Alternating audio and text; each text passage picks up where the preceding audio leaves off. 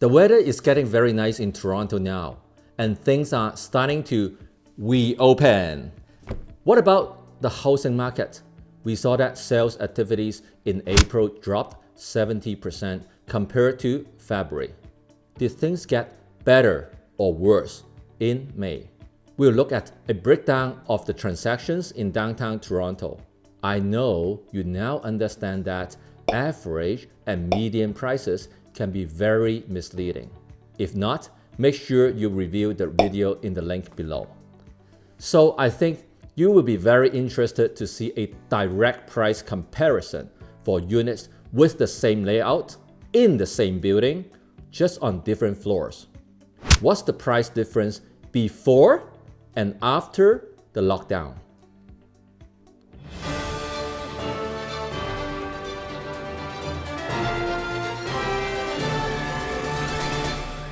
In February, we had 383 transactions in downtown Toronto. And here's the number of transactions by price range. In April, sales activities dropped 70% to only 119 transactions. As you can see, most activities were occurring on the low end, and high-end luxury transactions dropped to almost zero.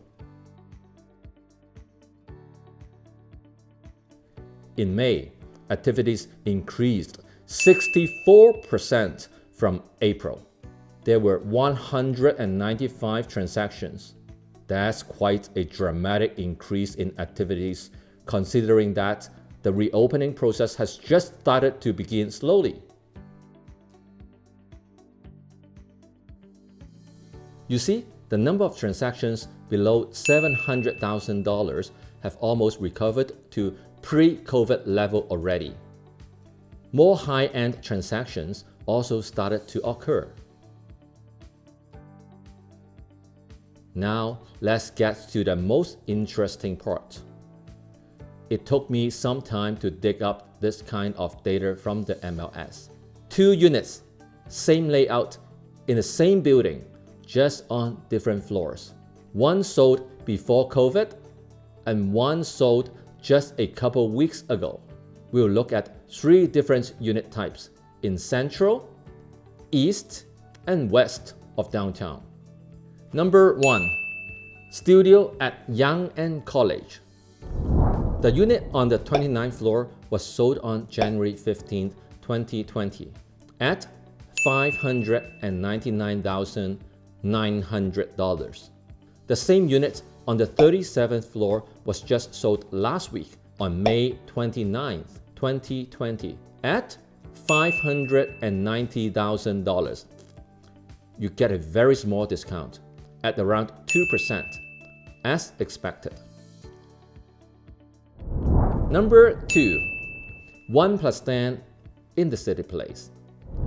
The unit on the 3rd floor was sold on February 5, 2020 at $675,000. The same unit on the 37th floor was sold on May 16, 2020 at $680,000.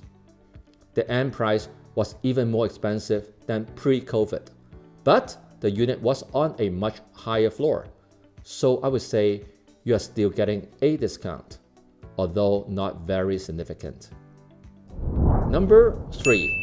2-bedroom in Regent Park. The unit on the 12th floor was sold on February 5, 2020 at $736,000. The same unit on the 19th floor was sold very recently on May 19, 2020 at $730,000. So again, a very small discount. The market data in May is giving us a taste of the market recovery. 64% increase in sales activities from April, and prices still remain at the same level as pre-COVID. I share my opinion and market news every single week. If you want to stay on top of the market, make sure you subscribe to the channel and hit the bell now.